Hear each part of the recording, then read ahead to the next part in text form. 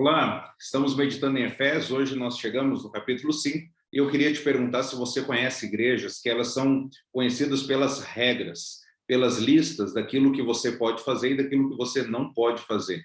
Talvez isso já te incomodou, talvez isso te incomoda, e a gente sabe que incomoda inúmeras pessoas.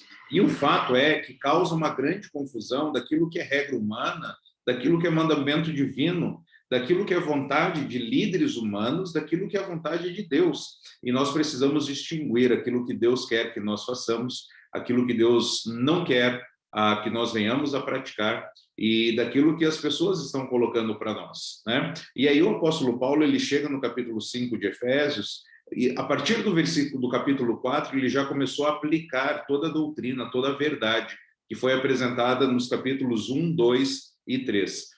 Nesses capítulos finais agora, essa metade final do livro de Efésios, nós vemos diversos imperativos, diversas obrigações daqueles que são filhos da luz, daqueles que são discípulos do Senhor Jesus. E aí nós precisamos distinguir a vontade de Deus das regras humanas, bem como entender o porquê que nós fazemos o que fazemos.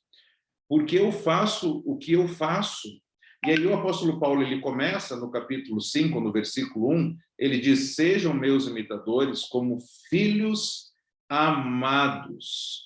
O apóstolo Paulo, ele faz uma grande declaração aqui acerca do evangelho. Ele nos chama a imitar a Deus, a amar a Deus, mas qual a razão, qual que é o fundamento dessas instruções? Porque nós somos filhos amados.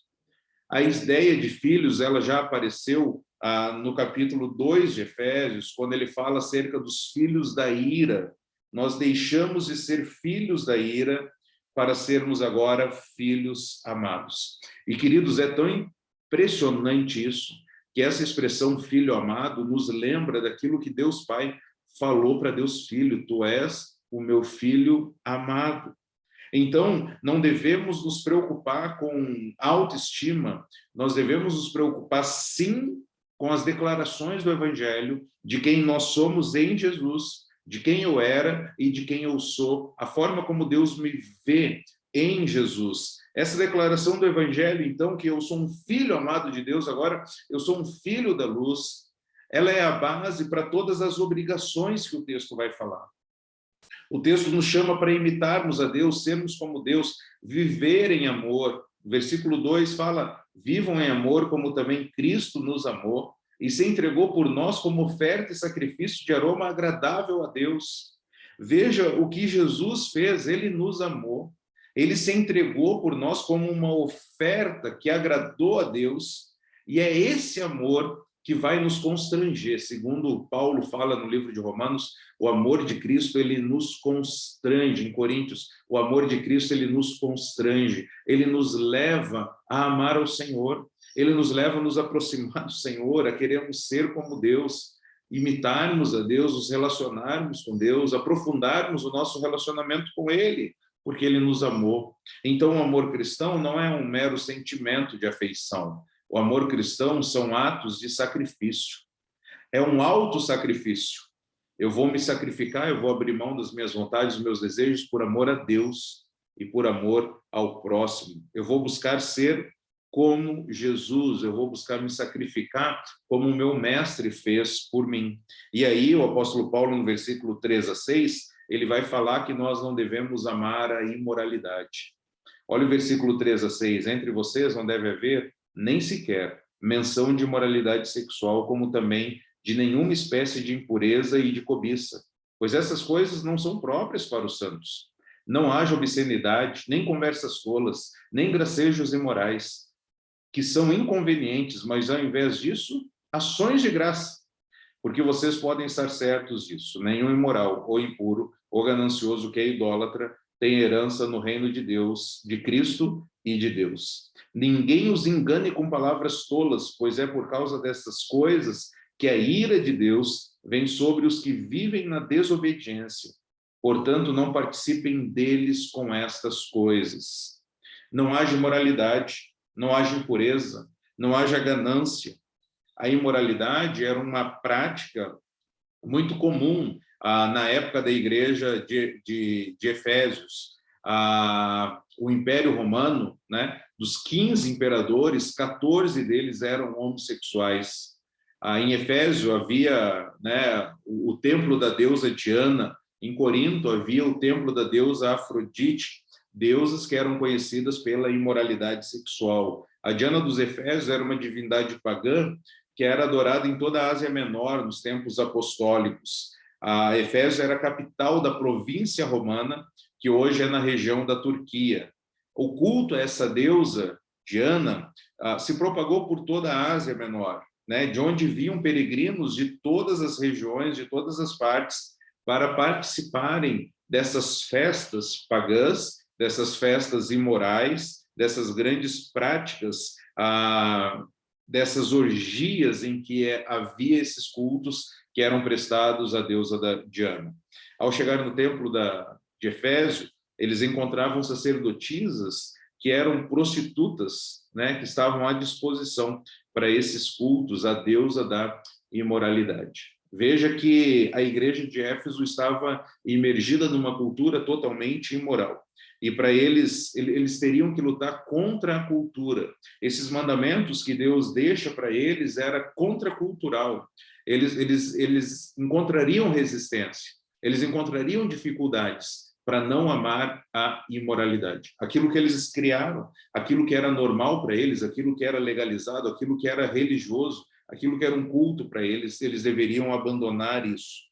Veja que isso é algo muito parecido com o Brasil hoje, né? Um país onde você tem muitas músicas imorais, músicas sensuais, com roupas sensuais, danças sensuais, aquilo que causa grande sucesso, aquilo que fica em nossa mente, aquilo que toca nas rádios, aquilo que aparece nas televisões, nos canais, né? O grande carnaval brasileiro, conhecido no mundo todo, né? Onde a facilidade da promiscuidade. Então, a imoralidade, a impureza, a ganância não pode ter lugar entre o povo de Deus. Não deve haver histórias obscenas, conversas tolas, piadas vulgares, né? Na NVI diz gracejos imorais, que são aquelas palavras de duplo sentido, aquelas piadas de duplo sentido. Isso não são para vocês. Isso não é para o povo de Deus, isso não deve haver nem menção. O texto diz que não deve haver isso, mas ao contrário, nós devemos ser agradecidos. E aí a gente para pensar o que uma coisa tem a ver com a outra. Olha que interessante, né? O processo de transformação, ele envolve substituição, onde nós deixaremos maus hábitos e vamos cultivar bons hábitos. Então, me parece que o segredo do que o texto nos apresenta aqui, se nós estamos lutando contra a imoralidade, nós devemos começar a desenvolver a gratidão.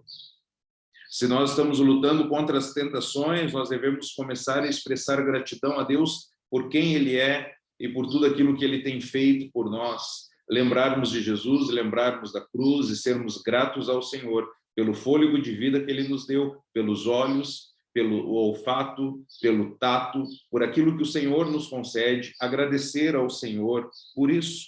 E aí o versículo 6 diz, não se deixem enganar, não se engane com conversas tolas. Por quê? Por que essa ideia aqui, né? Porque talvez existia e talvez exista hoje pessoas que dizem, gente, deixa de ser careta, deixa de ser tão radical em querer viver a santidade, né? Isso, todo mundo faz o contrário, isso na igreja, se a gente falasse os pecados da igreja, né? Para com isso, para com esse radicalismo. E aí o texto diz, não se deixem enganar, que ninguém os engane com palavras tolas, porque é por causa dessas coisas que a ira de Deus vem sobre os que vivem na desobediência. Não se engane, a ira de Deus virá. A ira de Deus virá sobre os desobedientes. Nós devemos honrar o Senhor em santidade, porque Deus vai punir, Deus ele vai trazer juízo, porque de Deus não se zomba, o que o homem semear, isso também ele vai colher. Como na igreja de Éfeso, haviam pessoas que falavam nada a ver. Hoje também existem pessoas que falam nada a ver. Você é um radical, você é um puritano, você é um fundamentalista. E que nós possamos lembrar que o padrão de Deus é a santidade e não a moralidade. Não devemos amar a imoralidade, mas nós devemos amar a luz. No versículo 7, portanto, não participem com eles dessas coisas, porque outrora vocês eram trevas, mas agora são luz no Senhor. Vivam como filhos da luz, pois o fruto da luz consiste em toda bondade, justiça e verdade. E aprendam a discernir o que é agradável ao Senhor. Não participem das obras infrutíferas das trevas, antes exponham-nas à luz, porque aquilo que eles fazem em oculto, até mencionar é vergonhoso. Mas tudo que é exposto pela luz torna-se visível, pois a luz torna visível todas as coisas. Não participem do que essas pessoas fazem. A ideia não é você deixar de conviver com pessoas que são imorais, pessoas que falam palavras que não glorifiquem ao Senhor. Na verdade, nós precisamos nos relacionar com essas pessoas. Nós precisamos ser luz, nós precisamos brilhar a luz de Jesus, nos relacionar com essas pessoas de forma intencional. Mas se nós estamos nos relacionando com elas, se nós estamos nos embriagando, nós estamos usando substâncias que afetam a nossa mente, afetam o nosso corpo, se nós estamos usando palavras imorais, se nós estamos contando piadas imorais, se nós estamos fazendo sexo antes do casamento, se nós estamos traindo o nosso cônjuge, nós estamos participando dos pecados deles. E aí o Salmos diz, não se assenta na roda dos escarnecedores. Então é viver entre eles, mas não ser um deles. Estar com eles, mas não praticar o que eles fazem, porque nós devemos viver como filhos da luz.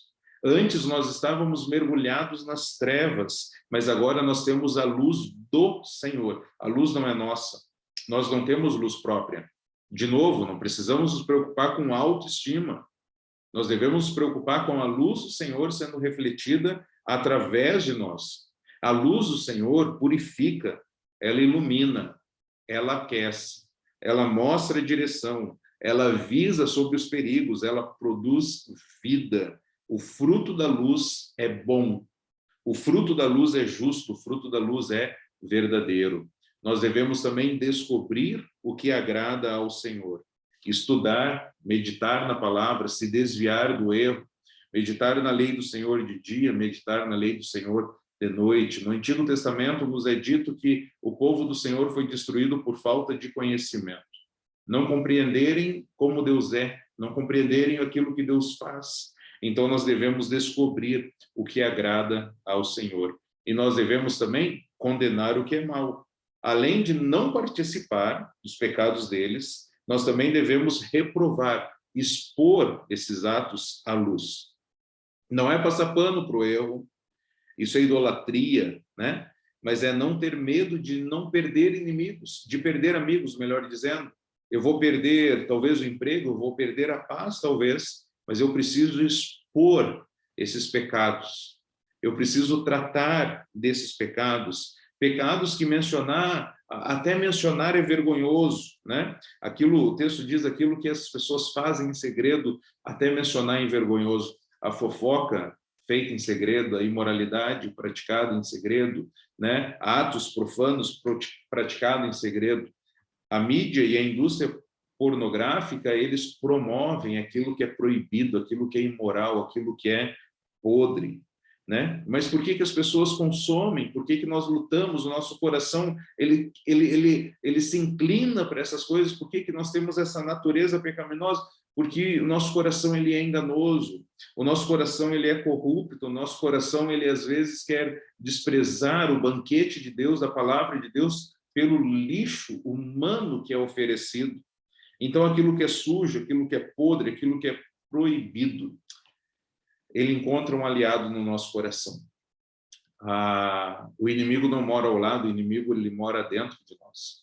Então, ele encontra um imã, aquilo que Satanás ele traz com a sua tentação, né? Traz a oferta do erro, e aí nós começamos a ser tentados, existe um aliado no nosso coração.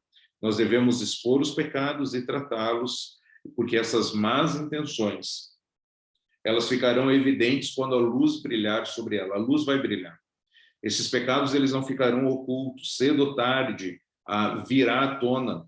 o pecado ele não vai ficar escondido, o pecado ele não fica escondido, não existe crime perfeito, porque Deus é luz, não há trevas em Deus. E aquilo que é praticado no oculto há de ser revelado. Se não aqui, nesse tempo, nessa era, com certeza no juízo final. Hebreus 4, versículo 12 a 13, diz que tudo será exposto, né, aos olhos de quem havemos de prestar contas. Tudo vai ficar exposto.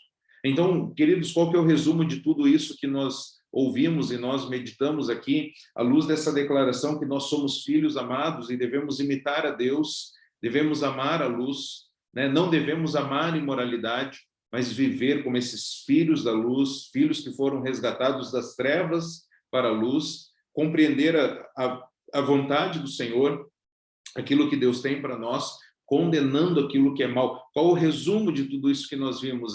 Desperta você que dorme, levante-se dentre os mortos e Cristo resplandecerá sobre ti. Versículo 14 diz, por isso é que foi dito, desperta tu que dormes, levante-se dentre os mortos e Cristo resplandecerá sobre ti. Nós iremos brilhar à luz de Jesus. Talvez esse trecho final aqui, dessa perícope que nós meditamos, talvez esse versículo, desperta tu que dormes, levante-se dentre os mortos e Cristo resplandecerá sobre ti, talvez era um hino da igreja primitiva, exortando o cristão pecador a despertar, a levantar e a viver para Deus naquele mundo de trevas. E é isso que Deus nos chama a fazer, nos levantarmos na dependência do Senhor e permitirmos que a luz do Senhor brilhe por nosso intermédio. Então, hoje é um dia de tomarmos decisão. Hoje é um dia de nós confessarmos pecado, confessar masturbação, confessar maus pensamentos, confessar o sexo antes do casamento, confessar o sexo fora do casamento, confessar a pornografia, confessar as conversas imorais, confessar a fofoca, confessar a murmuração, confessar, às vezes, que foi passado pano em erros de irmãos que nós amamos, mas nós acabamos amando mais eles do que a Cristo, isso não pode. Nós devemos amar mais a Cristo, e aí nós iremos confrontar os nossos irmãos que nós tanto amamos e vamos ajudar eles a viver em santidade também. É momento de confessar a embriaguez, é momento de confessar todas as vezes em que se assentou na roda de escarnecedores que zombavam de Deus, que humilhavam os crentes e nós estávamos lá sentados calados. É hora de confessar que nós temos vergonha de dizer que nós somos de Jesus, que nós somos povo dele, que nós somos filhos da luz, que nós queremos viver em santidade. Precisamos confessar a nossa desobediência. Hoje é dia de acordar, hoje é dia de despertar, hoje é dia de clamar a graça do Senhor para que Ele brilhe e resplandeça sobre nós. Que Deus esteja nos ajudando a não nos esquecermos que nós somos filhos amados e nós temos obrigações no reino da luz. Não obrigações feitas por homens, não regras feitas por homens, mas aquilo que o Senhor nos estabelece. E nós somos motivados a fazer isso não com um coração religioso em si, mas com o desejo de viver para a glória de Deus. Que Deus esteja te abençoando, que Deus nos abençoe e nós possamos juntos vivermos para a glória e para o louvor do Senhor. Um grande abraço e um restante de dia, nesse momento que você ouve isso, abençoado pelo Senhor e que vivamos juntos, então, para a glória do nosso Deus. Um grande abraço a todos.